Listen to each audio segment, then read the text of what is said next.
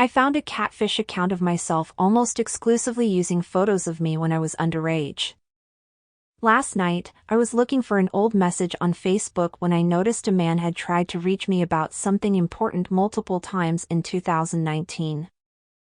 I was curious, so I clicked on his profile and scrolled back to the time the messages were sent. The man was listed as in a relationship with a woman at that time. Let's call her Catherine. Catherine's photos were of me.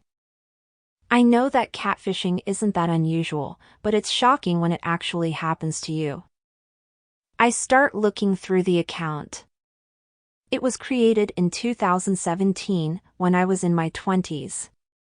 But almost all of the photos were from when I was a minor. There were even pictures of me at 5 years old on the page. Under every photo, there were a dozen 30 to 40-year-old men complimenting me. I was obviously underage. In a lot of the photos, I was in a school uniform. I immediately started panicking.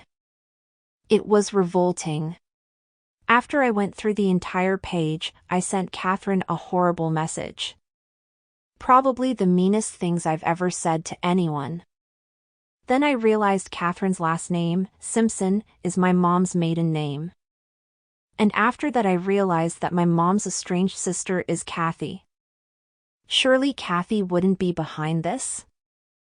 I never met her. I wasn't allowed to talk to her and was instructed to block her on social media when she sent me a friend request over a decade ago. My mom had good reasons for doing so, but that's not my story to tell. Though my story should make it obvious why someone wouldn't want this person in their life. I started looking for more signs on the page. One was a literal sign at a restaurant in the small town where Kathy lived. Lots of little clues like that scattered around. I also found Kathy's page, which had slowed down a lot at the time Catherine's page was created.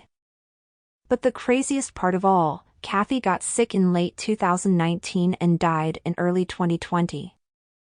Catherine's last post on the page was in November of 2019.